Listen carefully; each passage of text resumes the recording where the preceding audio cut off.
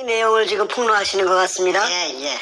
이 여상규라면 자한당 소속의 법사위원장 아닙니까? 예, 맞습니다. 네, 그런 인물이 예. 이 대한민국을 이 엉망으로 만든 금도굴당과 한패거리라고 주장하시는데 굉장한 얘기입니다, 이거 지금. 예, 예. 한번 얘기 한번 들어보겠습니다. 말씀 예, 한번 예. 주시죠. 예, 예.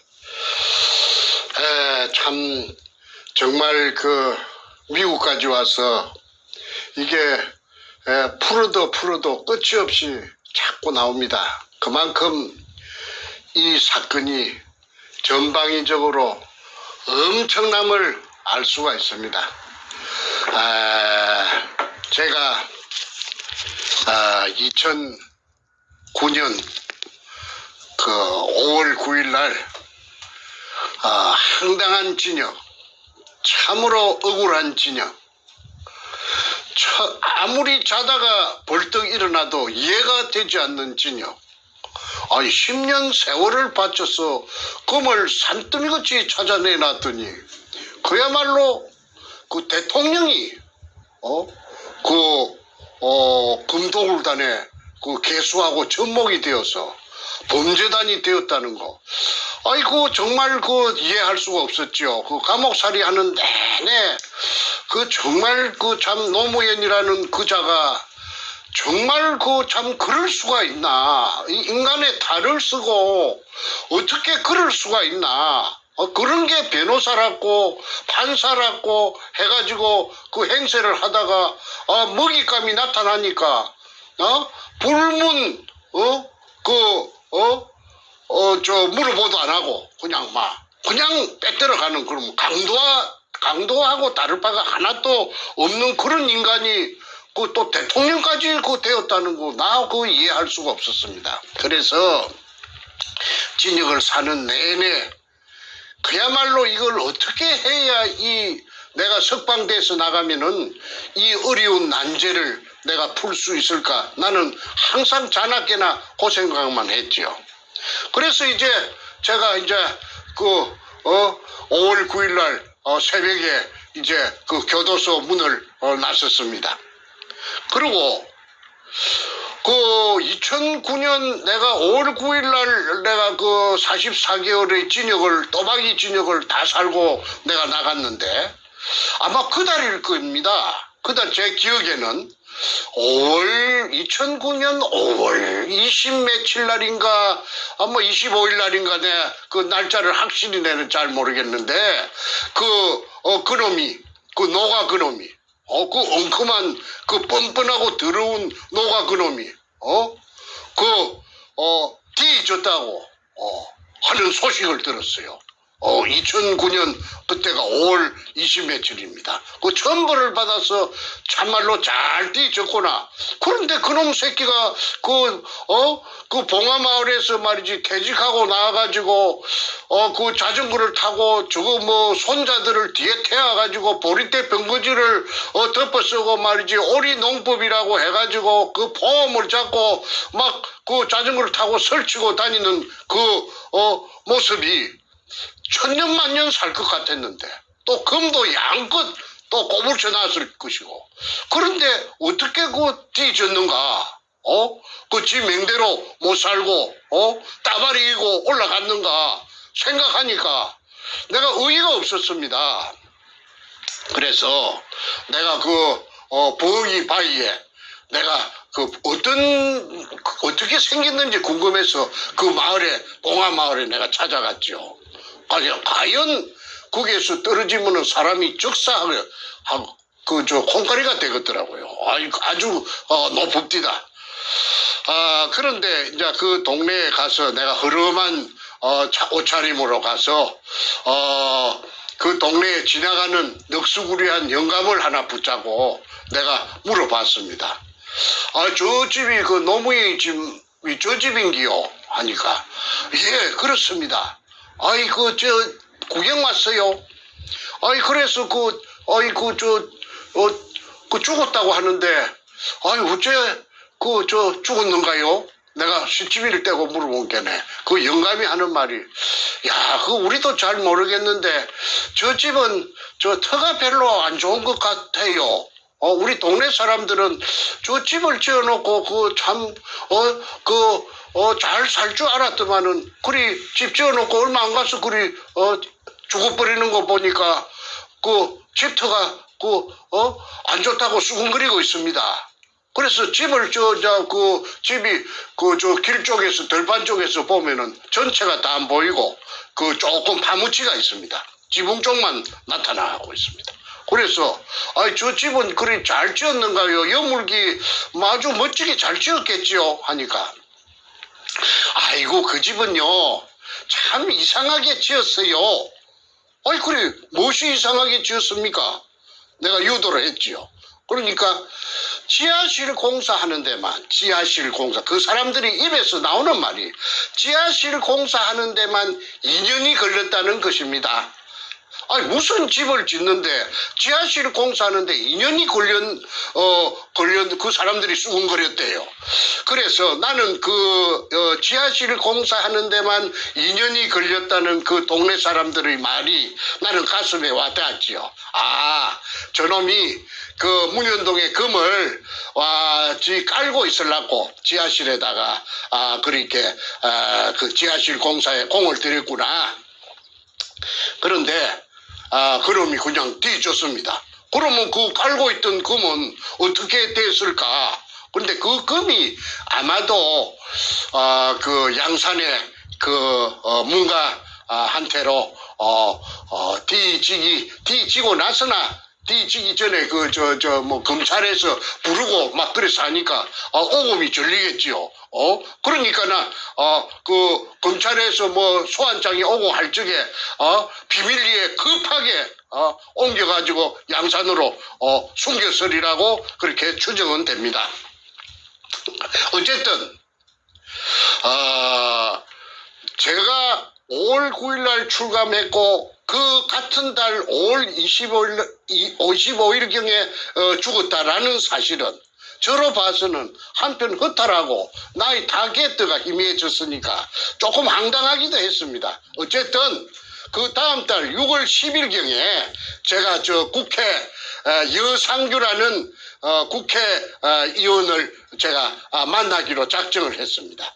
그 까닭은 구멍을 판 수직구를 판 업자 6천억을 부도낸 수산중공업 전 회장 박주탁하고는 입에 걸 서로 입안에 걸 내먹는 삼총사가 있었는데 그 중에 한 놈이 여상규라는 지금 현재의 국회 법사위원장이라는 사실을 알았기 때문에 일단은 찾아가서 한번 설득을 해보자 하는 그런 생각에서 이제 전화를 국회 의원회관으로 전화를 돌렸습니다. 그때 전화를 받은 사람이 비서관인데 그 말씨가 경남 남해 말씨를 해요. 왜 남해 말씨는 경상도 사람들 말 중에서 특별히 표시가 나느냐 하면은 그 남해라는 곳이 예전에 조선시대의 귀향지입니다. 그러니까 한양에서 특히 또 대궐 같은 데서 아마 기항을 많이 내려간 모양입니다. 그러니까 독특한 말씨 중에서 궁중에서 쓰는 언어가 많이 포함돼서 섞여서 지금까지 내려온다고 그런 말을 내가 많이 들었습니다. 그래서 그 비서관에게 남해 사람입니까? 하니까 예, 제가 남해 사람 남해읍의 서변동 출신입니다. 제 이름은 아무개입니다 하는데 그때 들은 이름이 지금 맞는가는 모르겠어요. 내 기억에 의존하니까 아마 내가 기억을 해보니까 고명진이라고 내가 기억이 됩니다. 그 사람이 여상규 사무실에 비서관 일을 했는데 다음에 몇 년이 훨씬 지내서 한 10년 이상이 지내서 디도스 사건이 터졌을 적에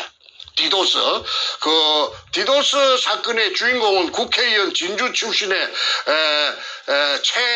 최구식인데 조선일보 기자 출신 최구식이의 비서관으로 가가 있더라고요.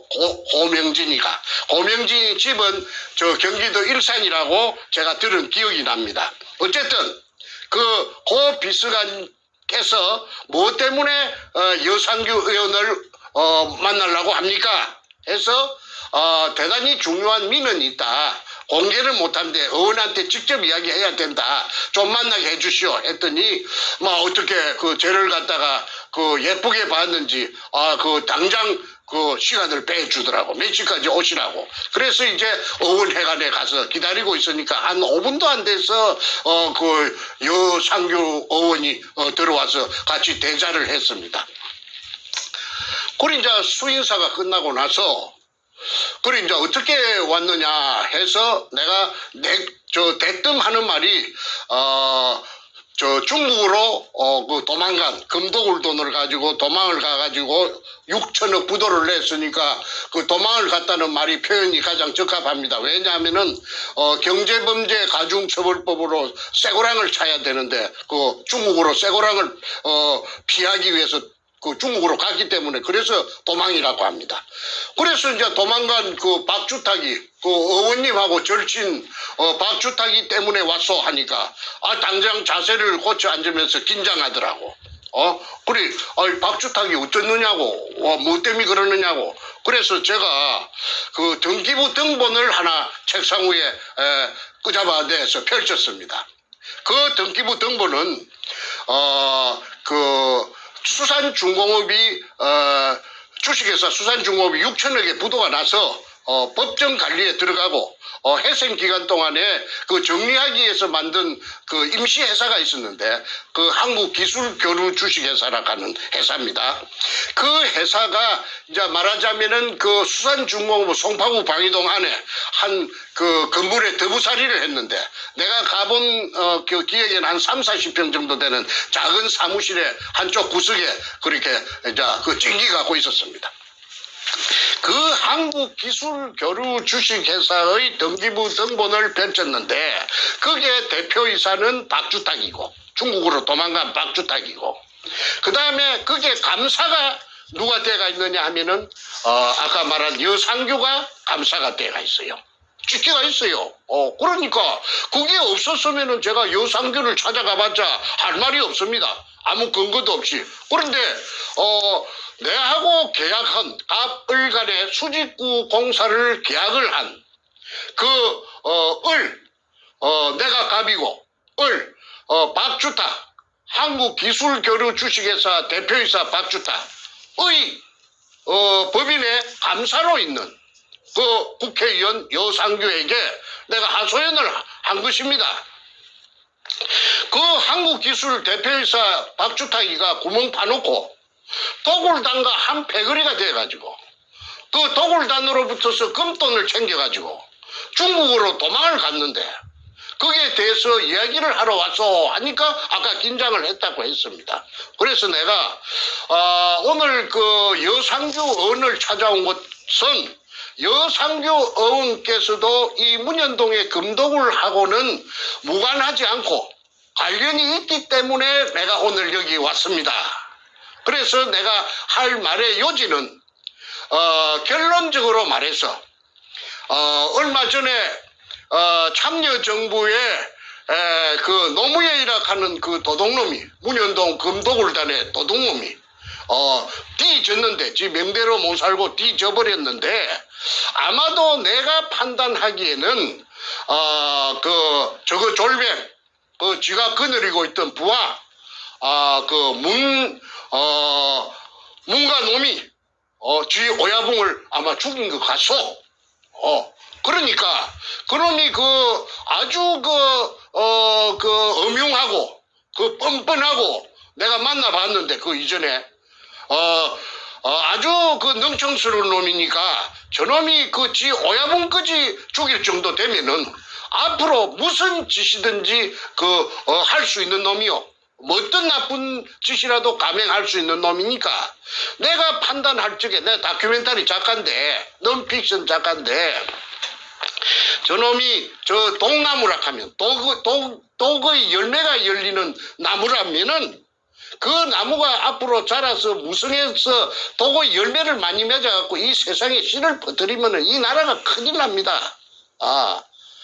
이 나라가 그냥 완전히 망조가 들어서 망할 수가 있습니다. 그러니 의원께서 그 친구, 그 절친 삼총사 중에 한 사람인 그 박주탁이 비록 부도가 나서 중국에 가가 있지만은 가장 친하니 설득을 해서 중국에 직접 가시든지 전화상으로 가까우니까 설득을 간곡하게 해서 그 문현동에 그 자기가 판 군영, 내하고 계약해서 판 수직구 아래의 정체를 밝혀주시면은 의뢰공장이 일제 의뢰공장이라 하는 것이라도 밝혀주시면은 이 사건은 해결됩니다. 만약에 한국에 오기가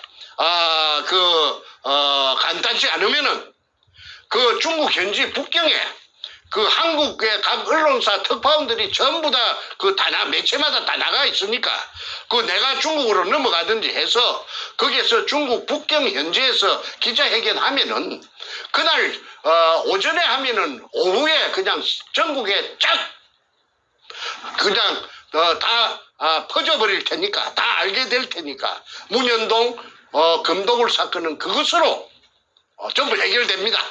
한 번만 보도가 돼버리면은 중국발로 한 번만 보도가 돼버리면 해결됩니다. 그러니 내가 박주타기가 도굴단에서 받은 지분도 보장해 주겠고 또 내가 그만큼 더 줄 테니까 박주타기를 설득을 해서 국가도 살리고 저 동나무 저 독이 열리는 나무 문재인을 아직 어린 묘목이라고 보이니까 싹 뽑아버리도록 합시다. 그것이 이 나라를 살리는 길임을 좀 명심해 주시면 감사하겠습니다 하고 내가 간곡히 내가 사정을 했는데 쓰다 달다 말이 없더라고. 아무 반응이 없더라고. 그냥 바보처럼 멍청히 딱 그만 내만 쳐다보고 말이 없더라고.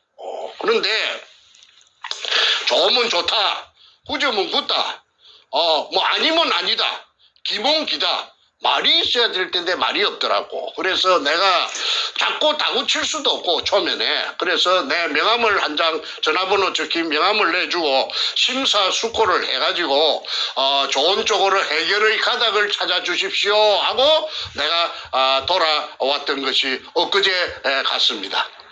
그런데 그 후에 제가 그 중국 절강성 짜싱 다흥시 개발구 운해로 222번지에 수산기계 유한공사라는 종업원 1,500명 중국인 그늘인 그 회사를 갖다가 내가 직접 찾아갔고 그 소재지를 알아서 그래서 그때 박주타기는 한국에서 외환을 갖고 나갔다. 불법으로. 한국에 돈을 중국으로 허가 없이 불법으로 갖고 갔다고 해서 외환관리법으로 중국에서 한국에 압송된 1호 그러니까 형사공조체제를 맺은 지 송환 1호로 박주탁이 한국에 끌려와서 진역을 살고 있을 때 제가 그때 수산기계 유한공사 그 중국 현지에 찾아갔죠. 그래서 그 아들 박윤희를 만났습니다. 저 아들이 박윤희인데 키는 저 아버지보다 한 5cm 정도 크고 호리하더라고요. 그런데 눈가리가 뻥깨네 똑 지 애비하고 갖다 따끔하더라고. 그런데 미국에서 유학을 했던 오렌지족이라고 합디다. 그쪽 먹고 저거 고향 사람들이. 그런데 아들 하나, 딸 하나인데. 그런데 이 미국에 유학 댕기던 걸 지 애비가 이제 수산기계 유한공사를 이제 경영하는데 지가 벅차니까 종업원 1,500명이나 되니까 그렇게 절강대학교 중문가로 편입을 시켜가지고 뭐 중국말 좀 하는가 몰라도 그런데 이 새끼가 손 그냥 호로 새끼라 크더라고. 내가 그 동네 사람들이 그렇게 하더라고.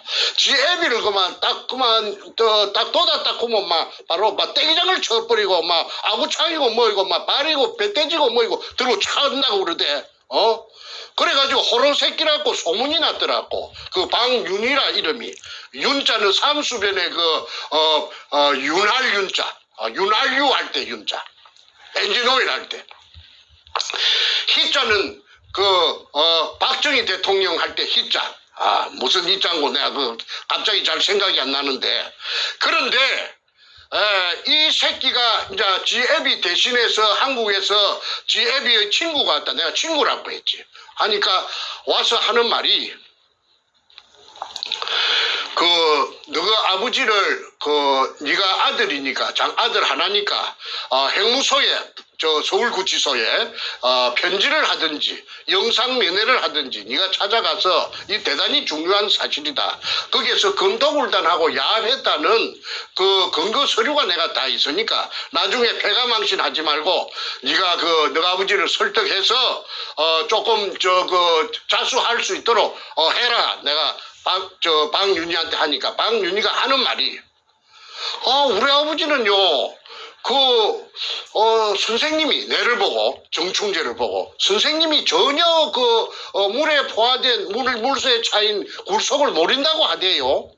그런데 무슨 증거가 있고 무엇을 안다는 말입니까? 우리 아버지는 들통이 안 난다고 선생님이 전혀 굴속에 물에 차 있는 굴 밑을 전혀 모른다고 하던데요 하고 어화스럽게 하더라고. 그러니까 인마 이거는 주애비하고 뭔가를 들었지요. 그 다음에 거기에 조선족 부사장이 있는데 남씨라 내하고 나이가 얼추 같더라고. 길림성 사람이라. 그 사람이 하는 말은 내가 이제 저거 아들 박윤희 기다리면서 하는 말이 혹시 남 사장 박주탁이가 부산 문현동에서 일본 놈 의뢰공장 속에서 금이 나왔다고 안 합니까? 내가 그리 쓱 한마디 던지니까 아이고 내가 그 말을 갖다가 내가 수백 번도 더 들었습니다. 기꾼에게 못이 박힐 정도로. 그것도 경상도 말하던데 못이 박힐 정도. 임금님 기능 당나귀 기라고 금이 막 산더미같이 한정없이 나왔다면서요.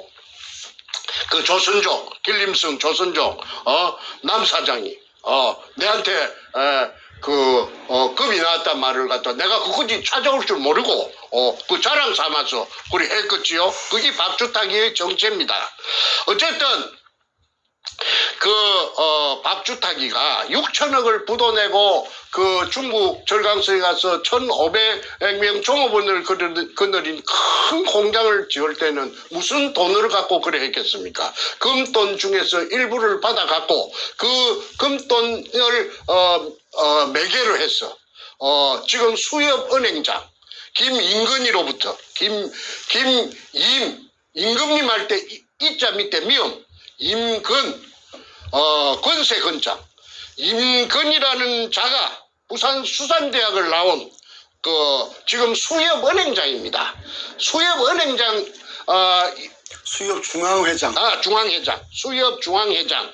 이 자가 사인이 된 박주탁을 대신해서 사인이 된 서류를 제가 갖고 있기 때문에 이 자를 갖다가 내가 부산 코모도 호텔에서 내가 낚아채가지고 추궁을 하니까 백주놈이 서울 신사동, 강남 신사동 백주놈이 반지하 사무실에 찾아가서 제가 박주탁을 대리해서 1.5% 지분에다가 사인했다고 하대. 그래갖고 30억 이차에 걸쳐서 60억을 갖다가 빌려줬다 중국에 가는데 돈을 갖다가 조금 다대가이 일본말로 다대가이 임시 변통 좀 해달라고 해서 1.5% 담보를 받고 금독을 앞으로 문현동에 나왔을 금 지분에 대해서 배당을 받고 그 다음에 60억을 줬다는 말을 내가 여러 사람이서 코모도 호텔에서 내가 채취한 적이 있습니다. 자, 내가 그 뒤에 오늘날까지도 이 부산 문현동 금도굴에 대해서 의뢰공장에 대해서 발목이 잡혀가지고 17년째 이 미국까지 와서 이 방송을 하고 있죠. 저는 지금 벌써 문현동에 대해서 금 한 쪼가리 맛도 못 보고 포로가 돼갖고 내 청춘 17년까지 저당 잡혀가 있습니다. 그런데 제가 아까 말하는 국회 법사위원장 여상규 얼마 전에 여상규가 무슨 유튜브 내가 유튜브 이름은 내가 들미지 않겠습니다. 한국에서 제일 센 유튜브에 나와가지고 삼선의원이라고 있는 무게 없는 무게 다 잡고 자기 어머니 나이 많은 노모님이라고 하대. 그 사회자가 노모님한테 효도를 지극하게 하신다고 아이고 소문이 자자하게 많이 났습니다. 참 하신다고 고생이 많으시죠? 하니까 아이 뭐 자식으로서 당연히 해야 될 도리지요. 저 노모님한테 저는 효도하는 것이 즐겁습니다 하면서 박장대소를 하더라고. 내가 그만 기가 차는 기라. 나는 우리 어머니한테 나도 장남인데 우리 어머니 저 세상 돌아가셨을 적에 나 중국에 도망가가 있었고 독을단 저 백준어미가 죽이려고 길라를 붙이니까 그 다음에 우리 아버지가 또 그 위에 또 세상을 버릴 때 93살로서 세상을 하직했을 적에 내 장남으로서 내가 참석도 못하고 조상의 참석도 못하고 장례식에 중국에서 내가 눈물을 흘리던 일이 엊그제 같습니다. 가슴이 떨려요. 아버지하고 어머니한테 불효한 것을 생각하면 치가 떨리지 않습니까? 그런데 아까 국회 법사위원장 요상규는 효도하는 것을 자랑스럽게 생각하더라고. 그래서 내가 그 이전에 내가 non-fiction 실화 작가니까 내가 조사하는 거는 내가 알렉스 헤일리보다도 내가 더 잘합니다. 내가 빨치산 정순덕이도 내가 지나간 역사도 눈에 안 보이는 거 내가 바로 그만 내가 설치면은 싹 다 찾아낸 편입니다. 그래 복원을 하는 재주가 있어요. 그래서 내가 한때는 내가 하도 괘씸하고 이거 무엇이 이거 국회의원 놈도 이게 대통령도 국회의원도 여야를 불문하고 전부 다 전방위적으로 이거 문현동에 전부 다 연결돼가 있네 싶어서 이 자식이 도대체 어떤 가문의 종장고 한번 조사를 해봐야 되겠다 싶어서 내가 한 2, 3일 정도 하동읍에 내가 출장을 갔던 적이 있어요. 그래서 하동 악양민하고 하동읍을 갖다가 내가 취재를 해본 결과 지금 그 사실을 이게서 폭로하려고 그러니까 내도 나이가 70이 넘었는데 사실은 내 마음이 좀 캥기기는 캥깁니다. 왜 그러느냐 하면 인간적으로는 할 도리가 아니다. 이게 정말 내가 좋지도 않은 그 뿌리를 만인들 앞에서 이거 공개하는 것은 대단히 내 양심에 좀 가책이 되지만은 이거 뭐 전부 도둑놈이니까 도둑놈은 잡아야 되거든. 그래갖고 억울한 유골 물속에 포화된 유골 1000개를 갖다가 규명해서 빨리 끄잡아 올려야 되려고 하면은 이거 뭐 찬밥 더운밥 볶음밥 걔를 여기가 없어서 그래서 이걸 부득이 그 알렉스 헤일리의 뿌리처럼 김타 군대 내가 이걸 폭로하니 듣는 분들께서 조금 언짢은 점이 있어도 큰 걸 생각해서 양해를 해 주시기를 간곡하게 바랍니다. 자기 어머니 내 나이를 알아요. 내가 호적동문 안 떼봐도 알아요. 여상규 모친하고는 나이 차이가 16살밖에 안 나요. 안 나요. 왜 16살이냐? 그걸 내가 말씀을 드리겠다고. 그 여시가 입구자에 입구자 2개 있는 여시가 있고 사람 인변 밑에 붙은 여시가 있다고. 그런데 이 여시는 사람 인변 밑인데 이 여시 집에 여시가 하동읍에서는 호족이라 아마 대대로 쩡쩡 울리고 살았던 모양입니다. 그 집이 상당히 대가집이 모양인데 저 아버지가 한 80 가까웠는데 그 영감의 나이가 78인가 79인가 80인가 그거지는 내가 모르죠. 사람들이 말로 그래 하대. 한 80 정도 돼 허연 영감이 있었다 하대. 건강한 영감이. 그런데 그 집에는 농사도 많이 짓고 종들도 머심도 한 4-5명 되고 그 다음에 식모들만 해도 한 3명 5명 됐다고 그러대. 그런데 그 집에 어느 날 15 정도 되는 아주 작은 계집아이가 식모로 들어온 거라. 그러니까 신참이라 신참. 그러면 제일 굳은 일이 뭐냐 하면은 식모 중에서는 불로 떼는 기라. 그 아궁이에 삭정이라든지 이런 걸 떼가지고 밥을 할 때에 불로 떼는 그게 불목한이라고 하는데 그게 이제 담당 맡은 소임이라. 그런데 이제 15살 정도 되니까 이제 애때게 이제 젖이 이제 생길동 말동 몽우리가 볼록하고 조금 엉덩이도 여지에 티가 나고 그랬겠지. 그런데 여러분도 아시겠지만은 옛날 대갓집 마님들이 영감들이 해춘을 하려고 그 나이가 많은 사람도 젊은 그 어린 여자들을 갖다가 할딱 뺏기 갖고 품고 잔다 하대. 그래가지고 여자의 길을 받으려고 섹스가 목적인가는 나는 그거는 모르겠고 내가 안 해봤으니까. 그런데 어느 날 집이 텅 비는 뭐를 심으러 갔든지 무슨 집안에 행사가 있어서 그 계집아이 혼자만 남가놓고 다 갔을 때 이 영감님이 그 여자 아이를 눈독을 들이고 있던 걸 그만 잡사버린 거라. 그러고 나서는 그만 차츰 배가 불러오는 거라. 그러니까 영감님이 눈도 있고 자꾸 배가 불러오니까 이 큰일 났는 거라. 창피하기도 창피하고 해서 그 집에 집사를 불러갖고 너는 그 악양면에 들이 느리거든. 악양하고 무슨 연고가 있었던 모양이라. 악양들에 논이 20마지 장만하고 그 다음에 초가 상간을 어디다가 악양 어디다가 짓든지 헌집을 보수를 했든지 어쩌든지 장만해서 상간집을 장만해서 아무도 몰래 그거 가서 살 수 있도록 하여라. 그래가지고 그거 가서 순산을 한 것이 그게 여상규락하대. 그게 내하고 나이가 같아요. 그래서 이제 거기서 이제 헐 어머니 아들 하나 모자가 그 엎드려 살았겠지. 그러면 성장 과정 내내 안 봐도 아는 거라. 왜? 큰 집에 나이가 많은 호랑이 같은 형들이 있는 거라. 그럼 그 아들한테는 호랑이 같은 형들한테는 혹끝이 달린 서출은 보면은 그만 목구멍에 가시라. 누가 좋아하겠어? 그러니까 있는 둥 없는 둥 숨 죽여서 성장을 했는데 이게 공부를 잘했다 하더라고. 그래 하동중학교를 갔다가 수석으로 졸업해갖고 그래갖고 부산에 경남고등학교로 진출했는데 악양중학교. 아니 악양중학교.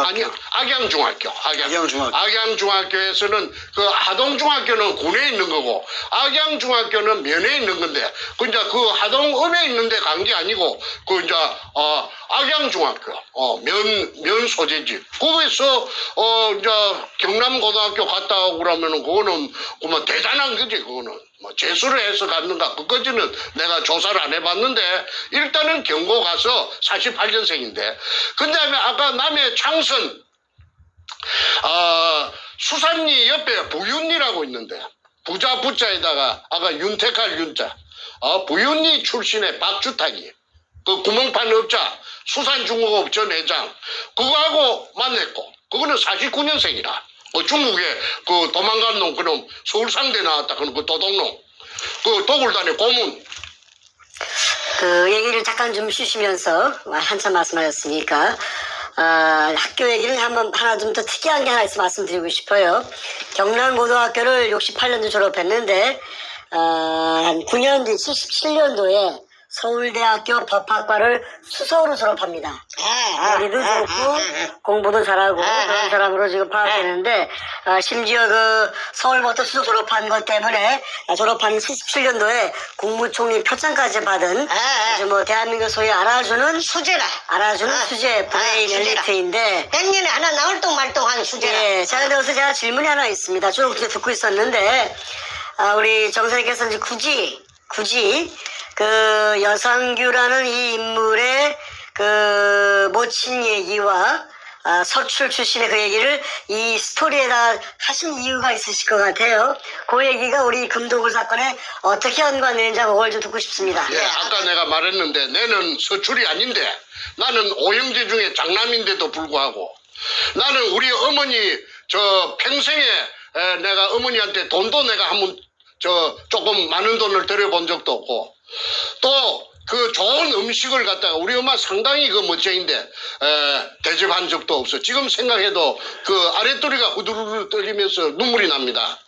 그런데 나는 금독을 찾아놓고 그 아까 말한 대로 어머니한테 용돈하라고 코에 끈 지폐 몇 묶음도 전해주지도 못하고 밥도 한 끼 못 그거 해주는 효도를 못했는데 이제는 국회의원이라고 하고 판사하고 서울법대 좋은데 좋은 거는 다 댕기면서 맛있는 거 다 먹고 저 애미한테 지금 86살 87되는 애미한테 호강을 한다니까 내가 질투가 나요? 쌤이 나요? 나 한번 못 해봤어요. 해보고 싶어요.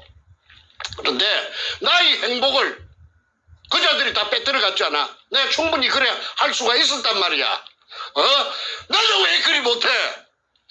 나도 우리 어머니한테 행복하게 자식 키운 보람을 안겨드려야 마땅한데도 불구하고 매일 쫓기 댕기고 어머니 돌아가셨을 적에 임종도 못하고 아버지도 마찬가지고 이게 무슨 꼬라지가 이런 꼬라지가 있느냐 이 말이야. 세상에 이런 꼬라지가 있느냐 이 말이야. 국회의원 하면서 저 애미가 16살 때 너무 집에 식모살이로 와가지고 영감의 은총을 받아서 했으면은 그런 자가 머리 좋아서 좋은 학교 나와가지고 사법고시에 파스해서 서울법대를 나오고 판사가 됐으면은 대한민국에 대해서 은혜를 느껴야 될 거 아니냐 말이야. 국가에 대해서 고마운 대한민국 없어져 버리면은 그런 자는 아마 이 대한민국을 탈출할 것이라고 저는 봅니다.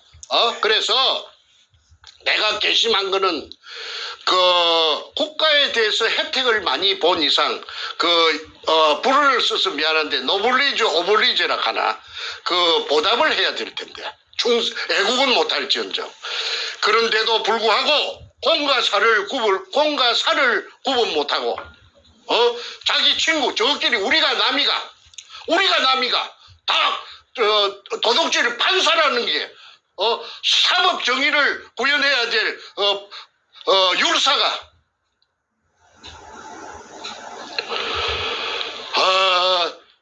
아까 말한 한국기술교류 주식회사 그 대표이사 박주탁이가 범죄단의 고문이 되었고 지분 3%를 받아갔을 적에 그 감사인 그 절친 그 삼총사 그 율사가 고치 다 해줬을 거라고 봅니다. 박주탁이 어떻게 돈을 장만해가지고 어떻게 중국으로 도망가서 어떻게 하라고.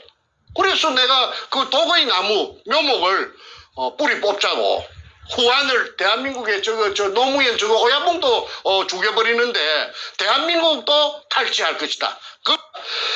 묵묵부답으로 말하지 않더니 결국은 제가 말한 대로 자기 2009년 내가 찾아갔을 때 6월 10일에서 15일 사이인데 그때 내 말을 듣고 그 돈 드는 것도 아니고 폭로를 했으면은 대한민국 좋은 나라 되고 지금 이렇게 나라의 정체성이 흔들리지도 않고 위험도 없었을 것이라고 저는 봅니다. 그래서 이야기를 하려면은 밤을 새도 못하겠지만은 괘씸해서 내가 아랫도리가 후들후들 떨리고 바로 합니다. 그래서 이 배운 자들이 그 좋은 머리를 오히려 더 판사라는 것들이 법을 안다는 것들이 더 악용을 해가지고 민초들을 모르는 평민들 거를 빼들어 묶고 그만 갈라 제끼고 그만 시치미를 떼고 능청을 부리고 모르쇠로 일관하고 이게 무엇이 이게 사람 사는 세상이냐 이 말이야. 자, 이제 오늘 방송을 마무리하면서 다시 한번 제가 오늘 정리하는 취지의 질문을 드리겠습니다. 예. 오늘 제목이 금도굴단과 한패거리인 국회 법사위원장 여상규입니다. 지금 현직 국회 법사위원장이고 자한당의 삼선위원이고 뭐 소위 서울대 법대를 수석 졸업한 대한민국의 최고 브레인인데 지금 정선생님께서는 이제 오늘 쭉 한 몇십 분 말씀하시면서 이자가 여상규라는 대한민국 최고의 엘리트가 이 금도굴 범죄 금도굴단과 한패다 이렇게 말씀하셨어요. 개그리. 자, 한 3분 정도 이내에, 이제 지금 한 40분 말씀하셨는데, 한 3분 이내에 여상규가 금도굴과 한패거리인 이유를 간단하게 요약 정리해 주시고를 끝내겠습니다. 내하고 같이 인연을 맺은 박주탁이 좋은 인연을 맺을 수가 있었습니다. 왜 그러냐면은 그 금을 산더미 같은 금을 찾아준 업자니까 그것도 돈 한 푼 안 주고 금이 나오면 100억을 주기로 했거든요. 계약서에.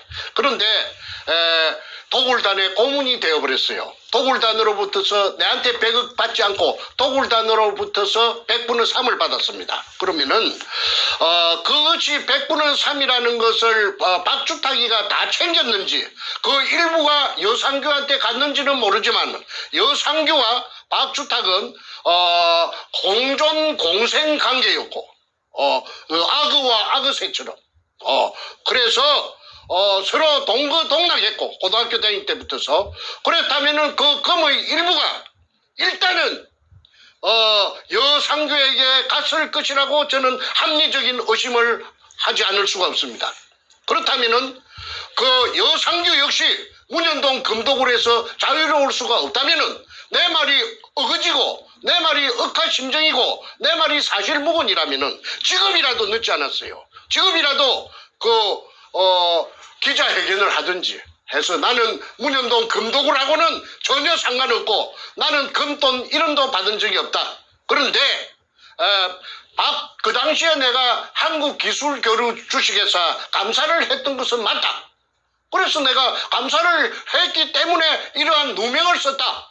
그런데 세상 사람들은 내 이 결백을 내가 밝히니 내 말을 믿어달라. 요거 한마디 하면 나는 믿어주겠습니다. 나는 그 사람이 그 금도굴 돈을 받았다고 나는 그 합리적인 의심을 거두어 드리겠습니다. 자, 그런 이 여상규라는 사람이 우리 정석이 찾아갔을 때 아무런 말도 안 하고 그냥 듣기만 했지 않습니까? 그렇죠. 그렇죠? 근데 이제 그 표정이라든가 분위기는 어땠는지 한번 그걸 한번 묘사해 주시겠어요? 제가 지금 현재 당장 떠오르는 것은 그 판사고 좋은 데만 찾아다니면서 맛있는 것만 먹었을 건데 피부가 정말 더럽기 빨래판 같이 쪼글쪼글하다는 기억. 지금은 보톡스를 맞아서 팽팽한가 뭐 맛있는 걸 더 많이 먹어서 팽팽한가 모르겠는데 그 당시에 피부가 빨래판처럼 쪼글쪼글해서 참말로 더럽게 늙었다 하는 그 기억 하나가 지금 남아있고 그 다음에 사람이 쓰면 쓰다 닮은 달다. 또 더군다나 경상도 사람이라 하면은 자기 내가 찾아와서 그만큼 이야기를 1시간 정도 얘기를 갖다가 했으면은 무슨 잘 가라면 잘 가라든지 앞으로 한번 연구해 보자든지 무슨 말이 있어야 될 텐데 문현동 금도굴이라 하는 말 그것 때문에 박주탁이 찾아왔다는 말 때문에 입을 봉해버린 거 말하지 않는 거 그래서 나는 이 서출은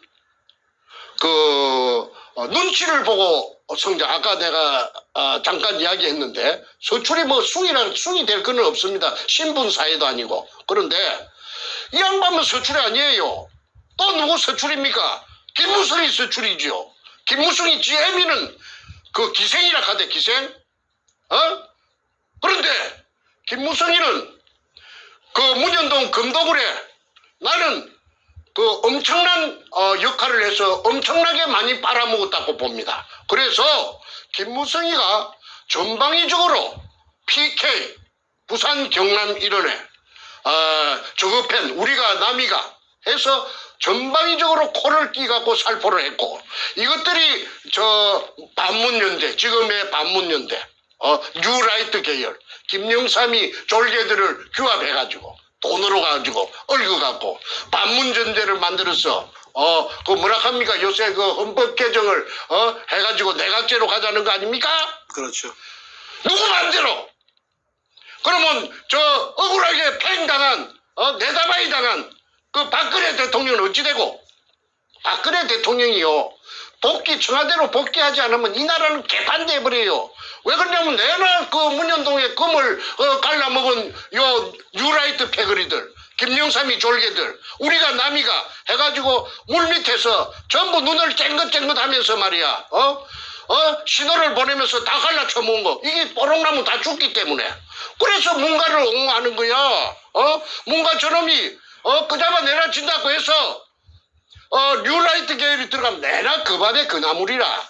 그러면 이 나라는 국민들만 불쌍하고 국민들은 그거 속아서 그것들이 저 우파를 가장한 가짜 태극기인 줄 그걸 알 수가 있나요? 국민들이 어떻게 속속 깊이 아나요? 그래서 제가 이 이야기를 하려면은 끝이 없기 때문에 말 몇 마디 하고 요약하고 내가 오늘 방송은 마치기로 하겠습니다. 한 시간 넘어가니까 그 사람들이 보기가 지루해 하기 때문에 간략하게 마치는 것이 옳을상 싶어요.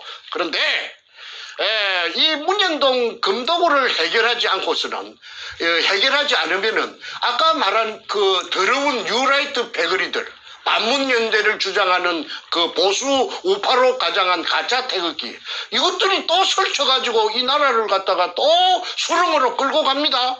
내는 정치인이 정치 지망생도 아니고 정치 뭐 그거 한 번도 생각 안 해봤어. 내 정치 시기조도 안 합니다. 그런데 이제는 하도 이 문현동에 휩쓸려 가지고 그 하다 보니까 정치에 대해서 통달을 할 정도 돼버렸어요. 이제는 딱 보면 착 보면 척 알아요. 그래서 대한민국은 제 자리를 찾아가야 됩니다. 그러면은 아까 박근혜 대통령께서 그 문가 저놈한테 도둑놈한테 금도둑놈한테 저 오야붕 죽인 금도둑놈한테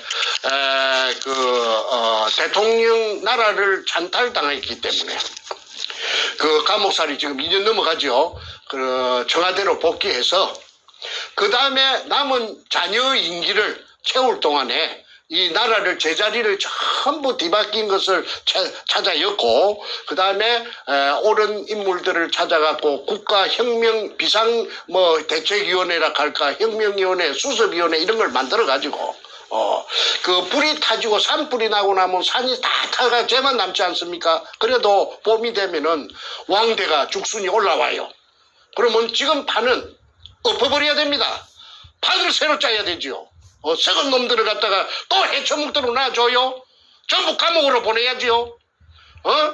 썩은 패거리들을 갖다가 또 저 할개치도록 또 나라를 말아먹도록 백성들이야 죽든 말든 이속만 채우는 그런 정치인은 지금 필요하지 않습니다. 정리해야 됩니다. 그래서 새 판을 짜야 되고 새 판을 짜기 위해서 박근혜 대통령만큼 새 판을 정직하게 짤 분이 없다는 거.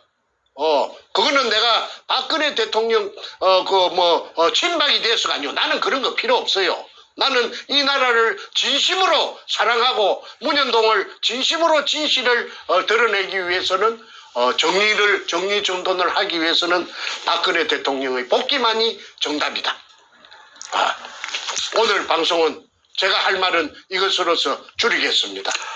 오늘 아주 충격적인 또 발언을 하신 겁니다. 지금 여상규라는 인물에 대해서는 우리가 이렇게 언급한 적이 없었던 것 같아요. 지난 한 6, 7개월 얘기하면서. 근데 오늘 깊이 있게 나왔는데, 여상규 한 인물에 대해서 깊이 있게 다루었는데, 겉으로 정말 멀쩡하게 국회의원 노릇하고 법사위원장이라는 굉장히 중요한 요직까지 맡고 있고, 소위 대한민국 최고의 서울대 법대 수석 졸업까지 한 엘리트가 바로 이 금도굴단과 이렇게 모종의 연합이 있었다는 사실 충격을 금할 수가 없습니다. 김무성이가 나라 말아먹고 여상규 같은 국회의원이 나라 말아먹고 소위 대한민국을 이끌어야 할 엘리트들이 나라를 말아먹는 데 앞장섰다는 이 사실 정말 경악을 금치 못합니다. 정말 이거 아까 우리 정선생 말씀대로 판을 다 뒤집어 엎어서 대한민국을 새롭게 만드는 소위 새수를 새 부대에 넣는 그러한 혁명적인 그런 우리의 사고와 행동이 필요할 것 같습니다. 자, 오늘 방송 이렇게 마치는데요. 저희가 지난번 방송 때 하도 그 버퍼링 공격이 심해가지고 오늘은 녹화로 찍어서 내보냅니다. 당연히 이제 화질과 음성이 좋을 걸로 예상하고요. 오늘 이제 수요일인데 서울 시간 내일 목요일 하루 쉬고 금요일 날 다음 그 금도굴 게이트 방송을 예고하면서 오늘 마치겠습니다. 오늘 2월 8일 금요일에는 다음의 제목으로 금도굴 게이트 방송을 내보내겠습니다. 금도굴단 백준음의 백이란 말 뭔지 알죠? 한국 사회에서 금도굴단 백준음의 백 해병대 사령관 김명환이란 제목입니다.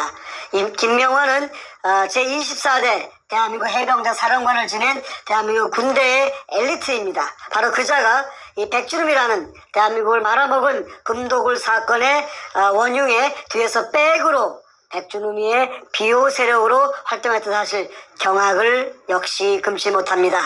내일 하루 쉬고 금요일날 김명환에 대해서 폭로하는 깊이 있는 대화를 하도록 하겠습니다. 오늘 정 선생님 수고 많으셨습니다.